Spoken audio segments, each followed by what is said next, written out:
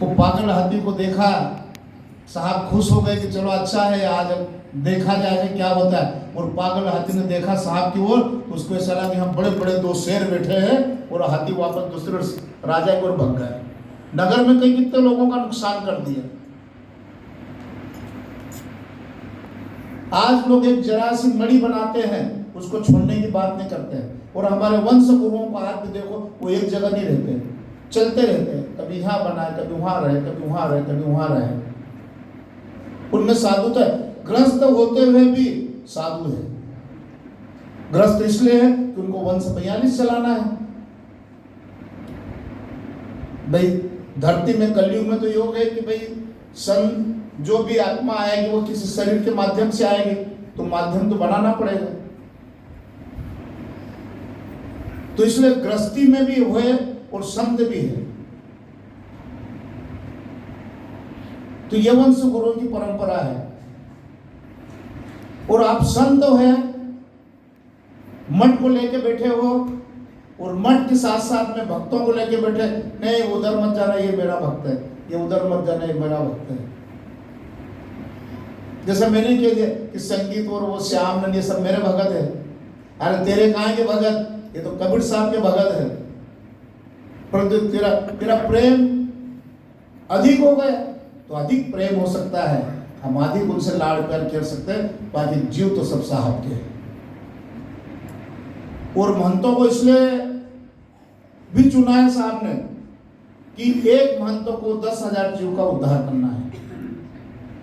एक महंत साहब आचार्य हमारे वंश गुरुओं के साथ में एक महंत 10,000 जीव का उद्धार कर सकता है। उसके बाद इतनी ही कमाई है, खुद कबीर साहब ने लिखा है कि एक महंत 10,000 का जीव का उद्धार करेगा। ऐसा कोई जगह आप किसी पंथ धर्म में नहीं लिखेगा कि कौन साधु कितना जीव का उद्धार करेगा। ये हमारे वंश गुरुओं की परंपरा है कि किस वंश में कितने, अभी 15वें वंश में 1100 महंत रहेंगे, और 1100 महंतों में आचार्य साहब के साथ में, और एक एक महंत 10,000 जीव का उद्धार करेगा।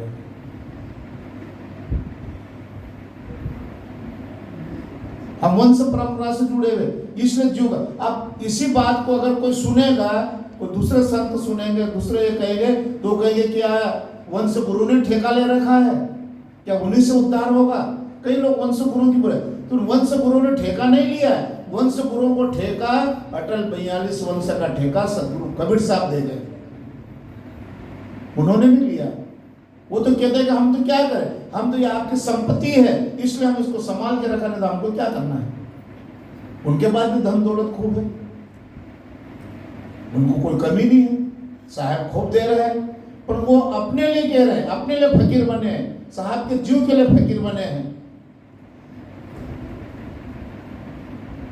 और आज भी इतिहास गवाह है कि जो जो भी संत महात्मा बड़े बड़े विद्वान बने वो सब राजा महाराजा थे। राजा हरिश्चंद्र, राजा महोदय, राजा विक्रमादित्य, राजा गोपीचंद, जिनके इतिहासों में नाम है, राजा रामचंद्र जो 14 वर्ष वनवास चले गए, फकीर बन के रहे, साधु बन के रहे, गांव में प्रवेश नहीं किया। तो बड़े बड़े राजा महाराजा संत बने, समाज की सेवा की, उन्होंने अपना सब कुछ किया। पहले उन्होंने गृहस्थी में देखा कि क्या होता है, और गृहस्थी को छोड़ के नहीं, अब हमको भक्ति करना पड़ेगा। तो तुलसीदास जी भी कहते हैं कि योगेश्वरी सो तपेश्वरी, तपेश्वरी सो राजेश्वरी, राजेश्वरी सो नरकेश्वरी।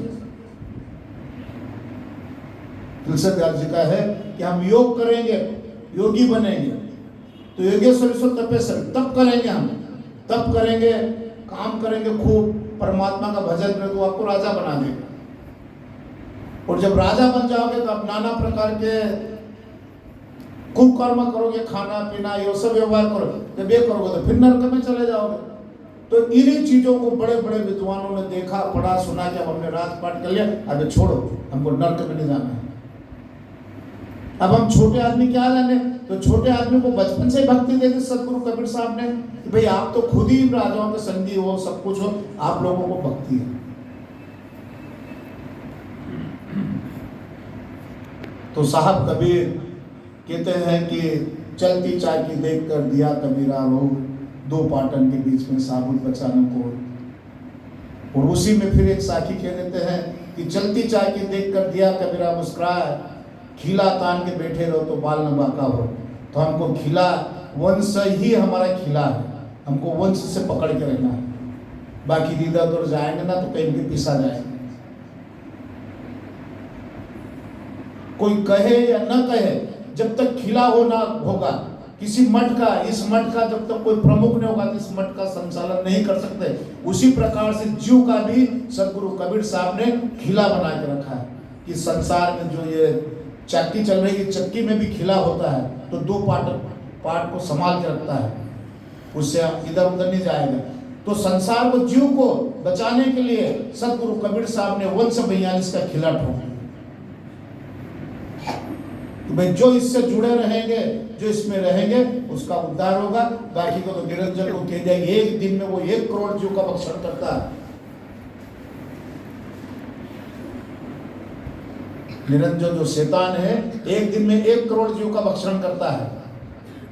और साहब के जीव ओनली कितने बचते एक दिन में? 5%। अब 5% में भी मेरा जैसा कहीं का साधु आ जाए, हटाओ से इनको छोड़ो, मैं तुम्हारा गुरु हूँ, मैं कबीर बन के आया हूँ, मैं तुम्हारा उद्धार करूंगा। और हम उसके चुंगली में फंस जाएंगे। जैसे कल मैंने कहा कि बगुला भक्ति, बगुला एक टांग लेकर खड़ा रहता है, आराम से पानी में बैठा रहता है और हिलेगा डुलेगा तो मछली कहती है यार ये कितना बढ़िया महात्मा है, कितना ध्यान में मग्न है। हमको जिसके पैर छूना चाहिए, चरणों को स्पर्श करना चाहिए, और जैसे वो चरण स्पर्श करने वो